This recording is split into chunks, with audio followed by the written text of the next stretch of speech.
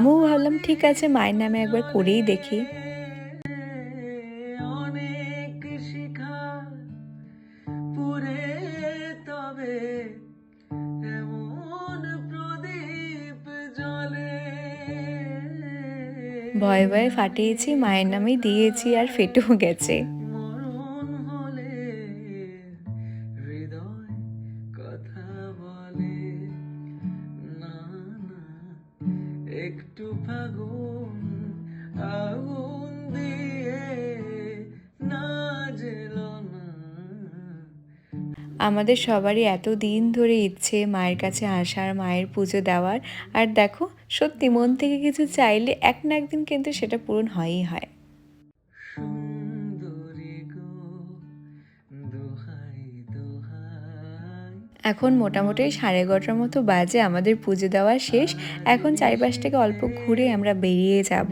আরও অনেক কিছু ঘোরার আছে, দুদিনে সবটা ঘুরতে হবে। বলো না সুন্দরী গো দোহাই দোহাই মান করো না। তারপর মন্দিরের সামনে দাঁড়িয়ে আমরা অনেক ফটো তুলেছি, অনেক ভিডিও করেছি, আর এই তো এখন বেরিয়ে যাচ্ছি।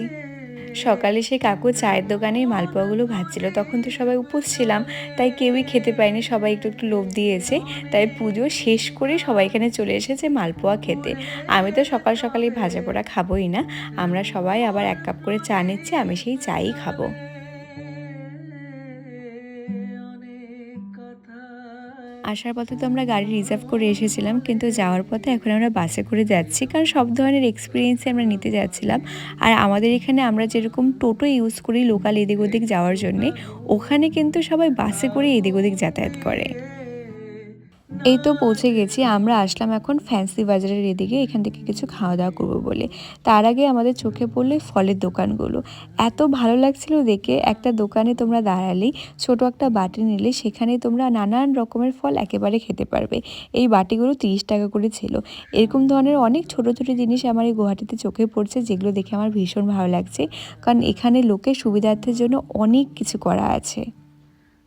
আজ নিশীথে কাছে থাকো না বলো না সুন্দরী গো দোহাই দোহাই।